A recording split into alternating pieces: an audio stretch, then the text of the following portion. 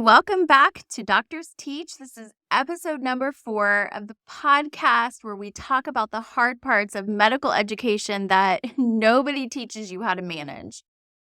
Today, we're tackling a topic that comes up way more than people admit.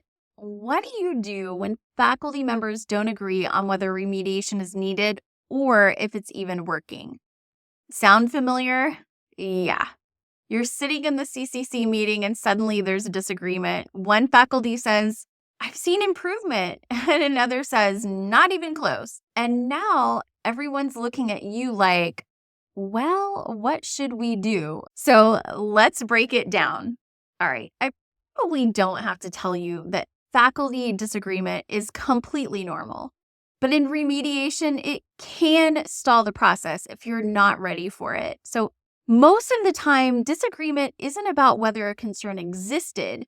Most of the time, in my experience, faculty know that there are issues, that there are some things that the resident has deficiencies in. Typically, the concern is about how much improvement has occurred or whether the plan is actually working. So let's talk about what the real problem is with disagreements. It's not what you might think. Here's what I see most often. One faculty member works with the resident for a short time, maybe one rotation, a few clinic shifts, and then they report, the resident did fine with me. I think they're improving. And maybe they are improving in that moment on that service with that set of patients. But is that really the whole picture? Well, usually not. Most faculty don't have enough direct observation across multiple settings to make a call. Usually, the result of that disagreement is data gaps. So let's look at a case example. This one is improvement versus risk. So let's take a close look at this scenario. So you have a PGY1 resident who is placed on remediation due to deficiencies across all 6 core competencies. After a few weeks, one faculty member on a short inpatient surgical rotation noted improvement. The resident presented cases well, they seemed organized, and developed basic treatment plans. The service that week had low complexity and really everything looked fine. But in the outpatient clinic, things were a little different.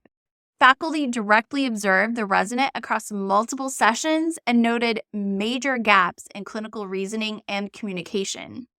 They noted documentation errors, patient confusion, and near misses, things that, if the faculty weren't watching closely, really could have resulted in serious patient harm. So when you look at the 2 different faculty reports of performance, who's right? Well, in fact, they're both right. The faculty on surgery reported what they saw, and so did the clinic preceptors. But now it's the CCC that has to make a decision based on limited conflicting data. And this really is a tough spot to be in. The biggest mistake programs make here at this point is trying to resolve the disagreement too quickly. What I find is that you really don't want to debate it. You need to investigate further. So if your CCC is split, this isn't a sign to vote. It's a sign to really pause and do a deeper investigation into the evidence. And so the things you might want to be asking yourself at this point is, who observed what and for how long? Were those observations in different settings?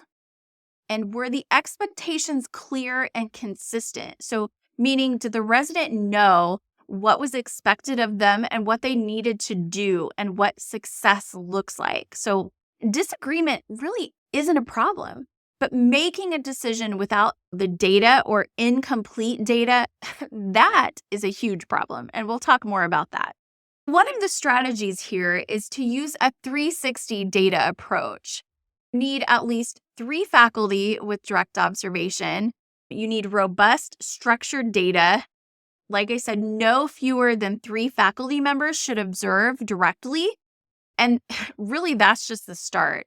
Using a 360-degree evaluation approach includes lots of different kind of data points. So you're talking about faculty, maybe upper-level residents, because they're the ones that are directly supervising PGY1 residents most of the time. Nursing staff, you've got medical assistants. The resident self-assessment is a key point of data.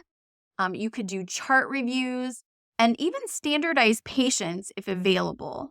In my own program, I do use standardized patients quite a bit. Even if it's just for one resident, I won't hesitate to set up OSCEs or those objective structured clinical exams just to identify where we are if the baseline data is not available or if I'm doing a remeasurement kind of later on in the remediation plan. I think that using standardized patients and those structured cases can really get you the data that you need.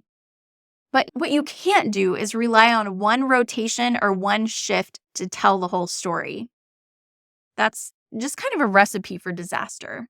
So when you're walking into your CCC meetings or your faculty meetings where you're talking about resident progress, whether it's a resident on remediation or you're just talking through progress from week to week, you really need to set the standards before the meeting. And that really means defining what growth looks like and anchoring to milestones and avoiding just anecdotal comparisons. So another trap to avoid is letting faculty speak in generalities. So, anytime you hear a faculty member saying, oh, they're doing better than before, or they're trying really hard, those are great. And maybe that's accurate, but that's not something that we can use to make decisions. So before you walk into those meetings, kind of set the standards and define in advance, what does progress look like for this particular plan? What milestones or sub-competencies are we targeting? What's the difference between effort and outcome? Because remediation isn't about trying, it's about measurable growth. In my course, Elevate Remediation Fast Track, I talk a lot about being able to build plans that are grounded in data and trying to figure out what success looks like. If you don't know what you're measuring, you can't determine whether a resident has actually improved. So I've put together what I call the resident performance matrix, where we take the milestones and we develop the action plans, and it's all linked to those deficiencies so that we can really determine from that baseline data through to the remeasurement process if there is measurable improvement. That's something that I think is really important in terms of kind of setting up those plans, but then also making sure your faculty are thinking in terms of progress and actual measurable results. All right, this often is something difficult to hear, but if you don't have enough data, hit the pause button. You don't have to rush to make a decision, but here's the bottom line. If you don't have the data to support a clear decision, pause the whole process. It's not failure.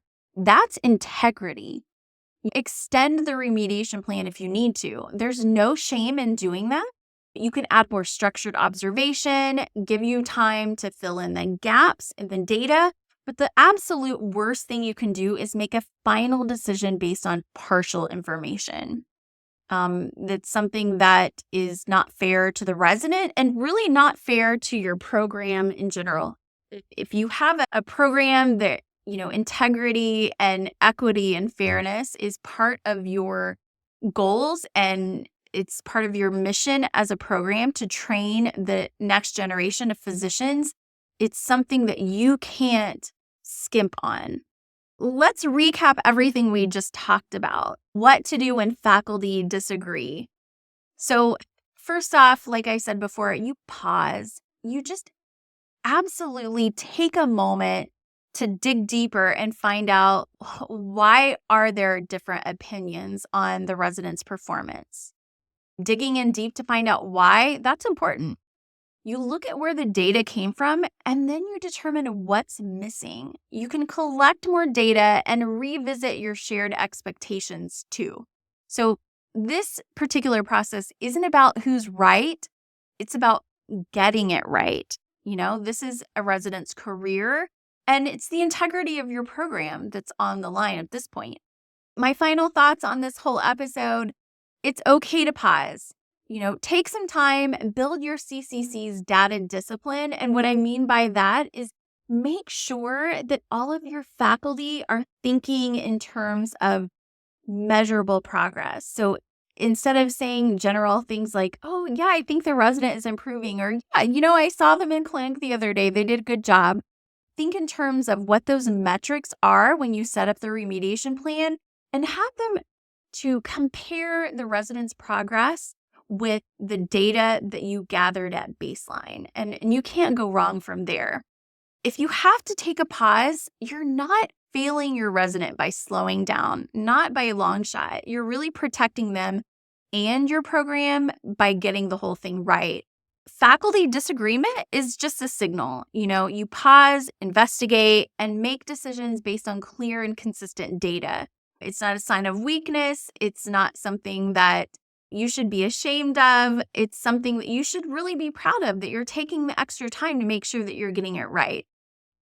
All right, so in the next episode, we're going to talk about what types of data should you use to assess a resident's baseline performance. So I think these two episodes go hand in hand. I think if this episode gave you a better way to think through faculty disagreement, leave a quick review or send it to a colleague who's headed into their next CCC meeting.